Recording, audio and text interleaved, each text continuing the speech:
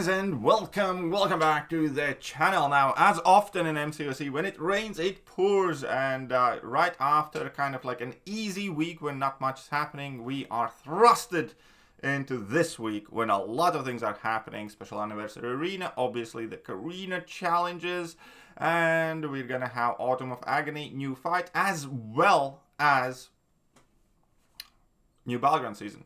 So this is going to be the video about the victory track. I will make a video about the Gladiator Circuit meta either later today or tomorrow, pending how much time will allow.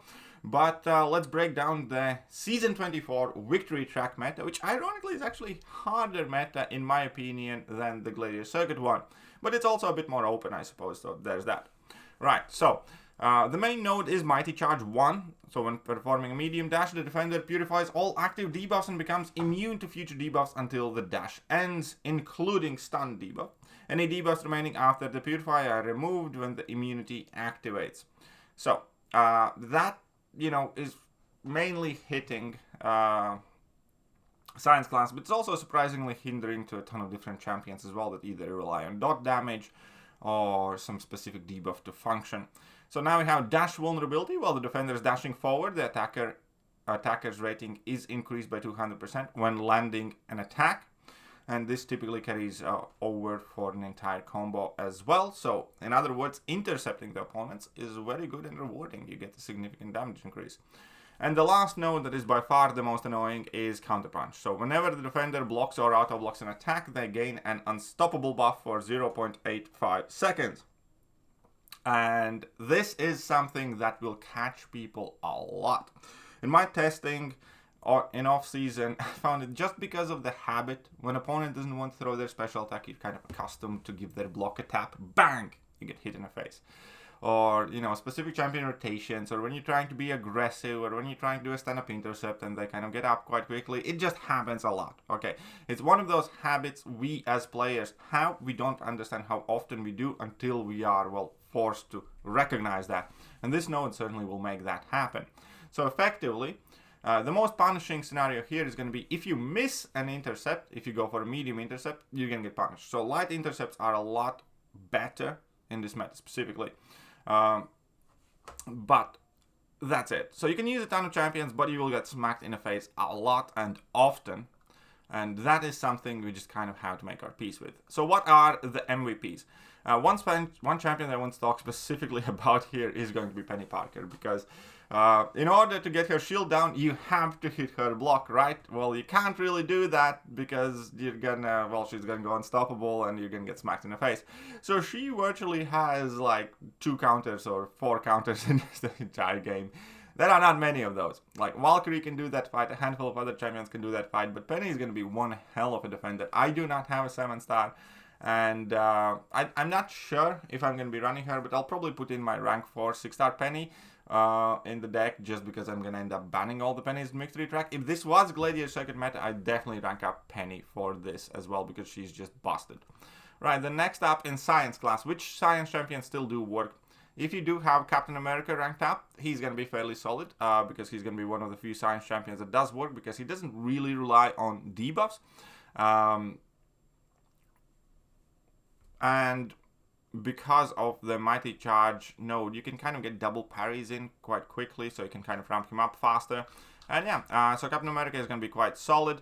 Then we do have Hulk, which works just, you know, serviceable, acceptable. Human Torch is a champion that could potentially make a comeback as well against the Mystics, because he works on passives, and passives do not get purified due to Mighty Charge, so we are expected to see more of him. And then a few Science champions that main mission is to apply the debuffs, not necessarily the benefit from the debuffs themselves. Somebody like Titania, because she still gains her damage and furies, adding the debuffs on the opponent. When opponent purifies all of them, there's no major downside to Titania. And then you drop your level 3 in opponent's corner, then you can kind of do whatever you want with them anyway. So Titania will be working just fine. Photon is going to be decent too, because again, she ramps up by applying the debuffs, not depending on how many of the debuffs stick around.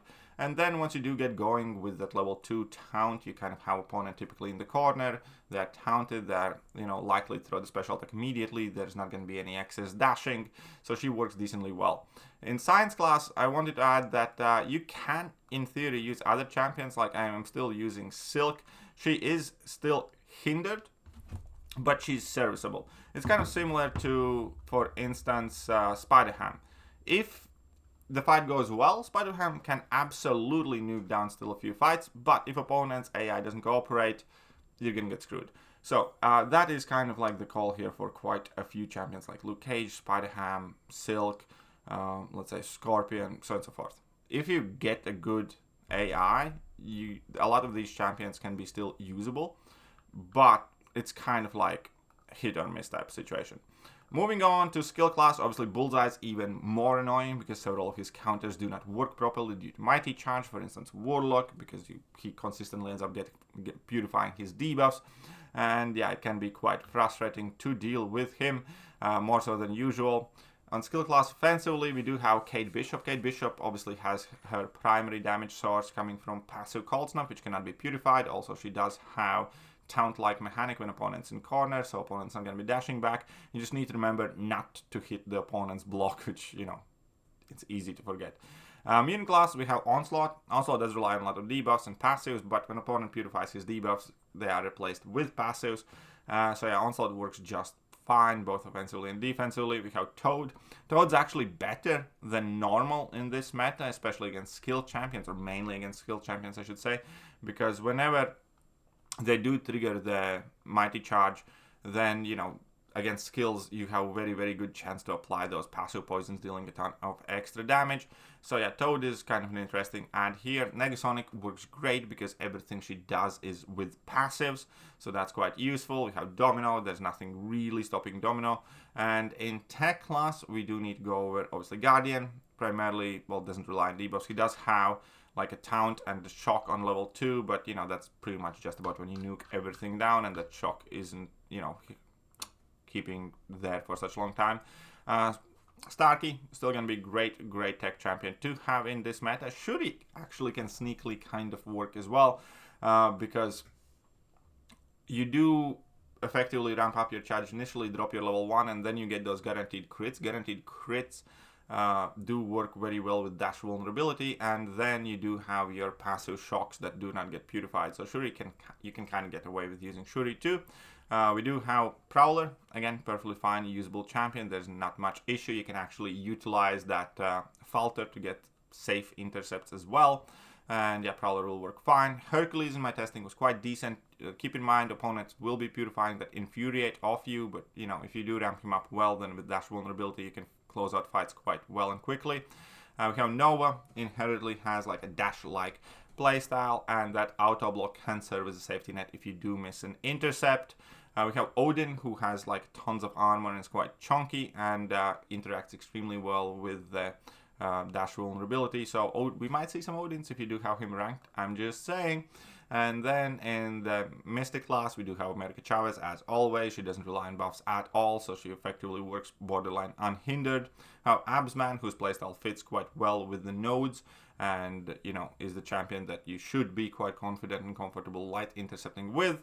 And dash vulnerability can beef up his damage quite nicely too. Juggernaut's like perfect champion for this meta. There's not much else to say.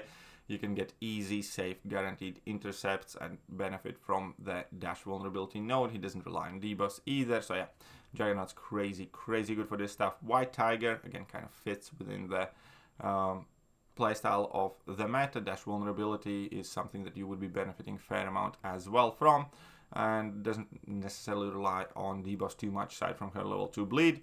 And we do have Spider-Man, Mystic Spidey. He also works quite well with dash vulnerability, and that counter punch, he can kind of bypass it because of his invisibility, so you have some safety net.